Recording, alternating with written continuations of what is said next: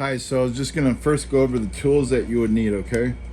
So, some kind of small screwdriver set like this, a plier. I mean, these I find, these more needle nose ones seem to work better for me. Tweezers, they don't have to necessarily be pinning tweezers. Like regular tweezers might work better when you're grabbing the springs, actually. Let me make sure you're in focus correctly, okay? So, and then I have this little mat. I don't have a big pinning mat yet. So the process for this, the first thing you do is, okay, so you'll need a plug follower too that's a little bigger than the padlock ones. I have my calipers out here to check, so let's see what it is. I think either of these three will work. They're all the same, so. This is 12.67 millimeters. Let's see what this one is, because this one works too. 12.60 or something. Let's see this one. 12.68. So yeah, they're within, it's at that size, 12.70, 68 millimeter ones. You know, I wouldn't use necessarily this one because of these, you know, rivets catching in this type of lock bit. Something smooth like that, or I have this little like see-through acrylic one. Okay, you don't need the caliper, just unless you wanted to measure it.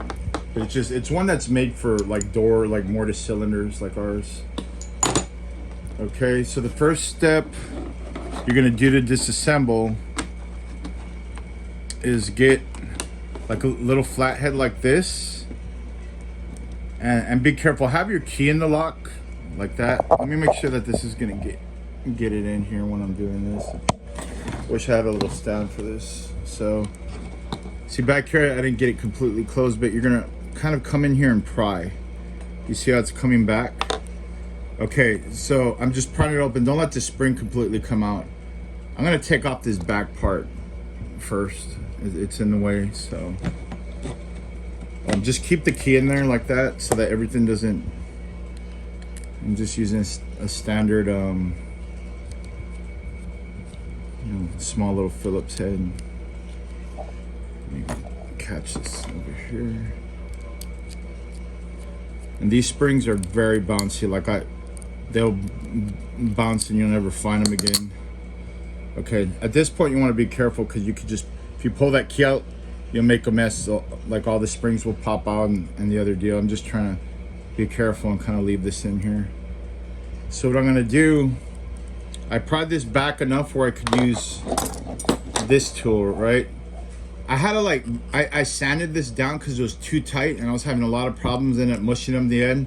So I got like some, a file and smoothed it down a little bit. It fits a lot better, but you don't want to overdo it where it's loose and it won't stay in there. So when you're pulling this back, you gotta have your thumb where it's gonna catch the springs. Right now I only have a couple chambers loaded, but if you do it too fast and springs are gonna fly out and you probably won't find most of them. So you just try to get this and then carefully move it back.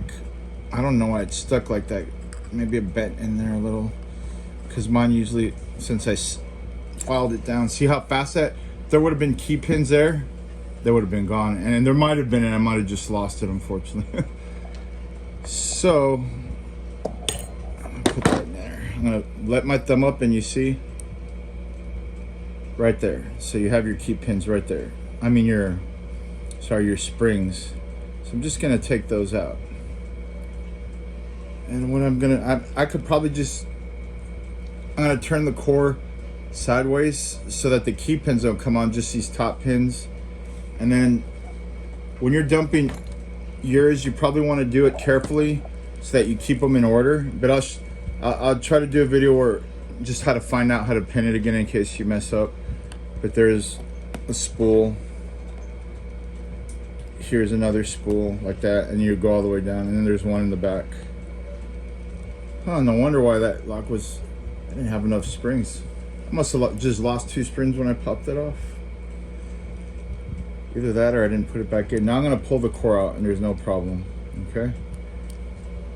That was the spools on top. And here's the key pins. As you see, I have chambers 1, 2, and 5 pinned up. If you see they're smooth across the top, that's how you know you have them in there right. If any of them were sticking out any, they're not in there right. There's another thing to look for. See those dimples? Your key will have them in a different area, but there's two sideways like pins that go in the side, and it might be here, here. So these guys and mine, they go next to each other here and here, and there's one missing. This is so insane. Okay. It's probably in here. Let's see.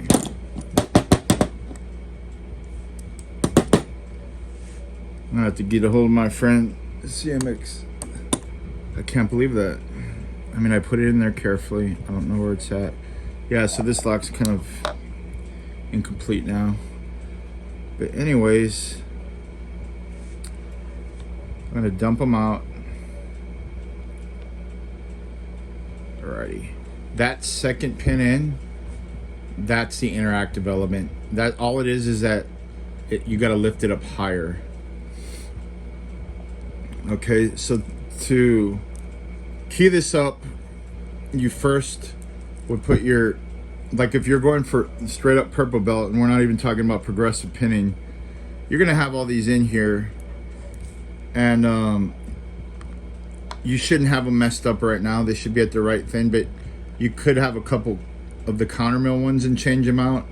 But I think for the purple belt, it requires in the top here. So in the chamber, you're gonna need 4 spools and 1 regular. So you could put them any way you like, but you want 4 spools in the top and then 1 regular pin, 1 standard pin that it comes with, which they are the ones that he gave you with the lock. I'm trying to get one out. So that's a standard. You see that?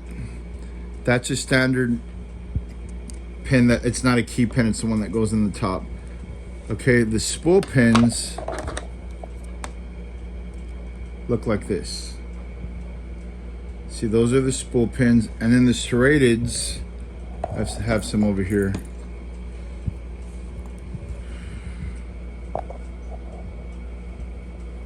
Hopefully you could see that. Let me.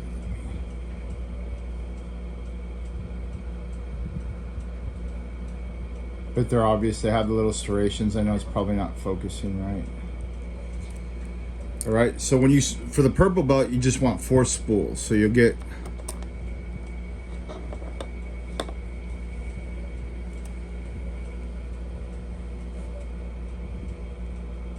4 of those spools. Okay. It's kind of bugging me that I lost. Oh no, here's my little detent pin. So he's right here. So this little guy goes down in the side here on my lock. Yours might be over here, here, just depending where the notches on your key are. See the little dimple on the key? All right, I'm gonna stop the video here, and then I'll make another one about putting it back together, maybe in 2 parts, so it's not too much at once. Okay, so this is part 2. I'm gonna try to put it together. Obviously, I mixed up my pins for my keys. And that little side pin fell out again, but I'm not gonna worry about it just yet. As far as where it went, I don't know. Just, oh, it's back in here. Okay, so I'm gonna start with the top. So let's say you mixed them all up or whatever. You know, to find them out, you'd just use the key. You put whatever key in. Like I said, I bought a key from him, and it has a whole set of different key pins. It's keyed differently than this guy. It's almost, it's like the more if I get one more, it's like having 3 different locks with one body. I mean, obviously this thing's kind of an ugly used lock. You know, it would be nice to get a newer looking one, but for now this will work for this lock. So what you could do is look at your key first. You know your second, this is the first pin right here, right? The second is the interactive, and then these are deeper and deeper ones, okay?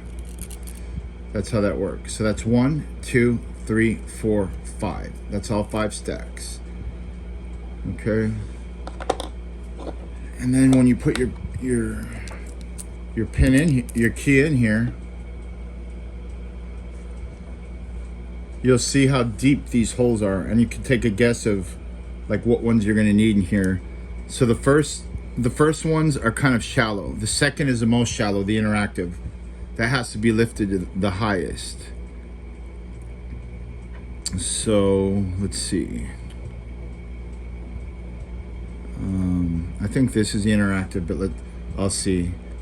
That's the outer pin. It goes smoothly across there, it looks like. I'm gonna check the other one here. This is a countermilled one, okay? The countermilled, traditionally they have about 2 of them or more. I don't know if you need it for purple belt, but you know, all the locks in the wild have spools and 2 of these. So I'm gonna see if it, on the first, you see how it goes smooth. The inner pins, a rule for these little inner pins is that they usually are gonna match the depth, the how long these outer pins are. So you wouldn't put a long one in there. And they're shaped, let me see. Let's see. On the bottom, they taper down, and then they're like kind of beveled like a key pin usually is. So you put that in there. So I'm just gonna drop one in there randomly and see if it works. See, it goes across smoothly. It's not bumping out. That's good there. All right, I'm gonna try to put this other one. This smaller one is gonna go for the interactive. Boom, that goes smoothly, okay? Let's see. Now I got a couple deeper ones. Let's see how it goes. Because I'm looking at the holes. They're similar. That looks good there. Okay, and this pin's kind of long. Let's see if it goes there. If it goes inside. Nope, I think that's not going to be good. See how it's sticking out? That's not going to be good, so I'm dumping it back out. Okay, I'm trying to find the rest of the pins here.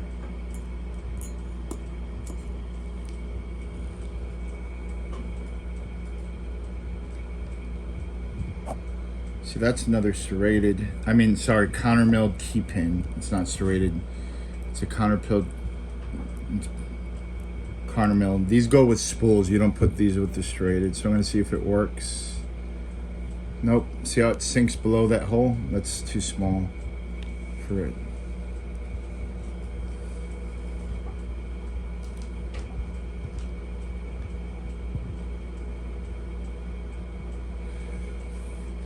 Trying to find the rest of my pins. I don't see.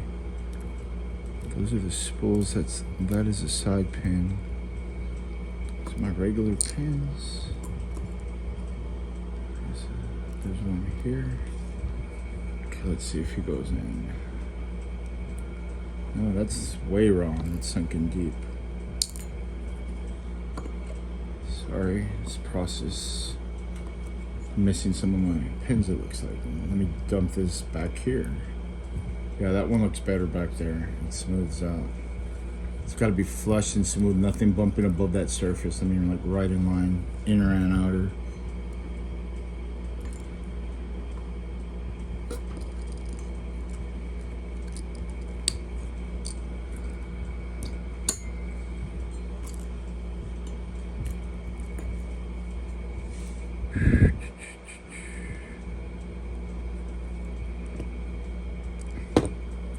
And I don't want to have to borrow from this bag, but it looks like I misplaced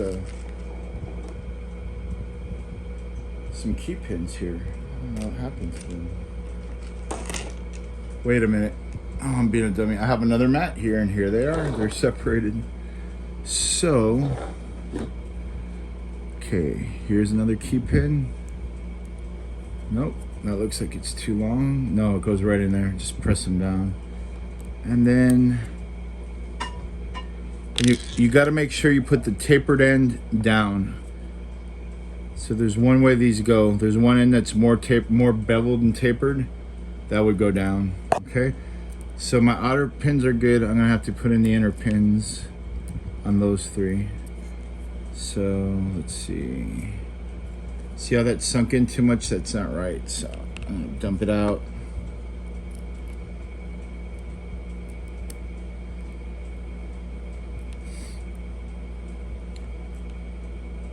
Once I get this set up right, I'll stop it and make one more video about reassembling the whole thing, so it's not too long. Okay, see, that's not right still.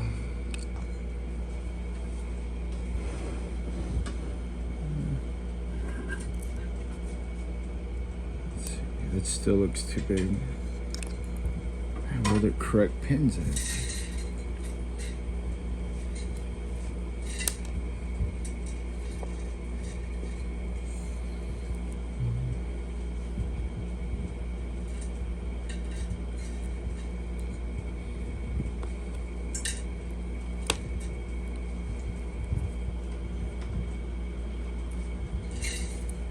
Okay, that's good. That went in flush.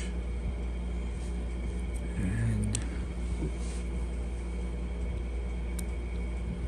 it's a little tedious sometimes. Sorry about that. That one is not good. So that probably goes in the end.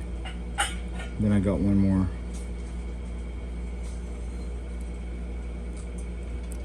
Yep, that's good. So I just got one more to find and put in there. Sorry, hopefully you can see that. Okay.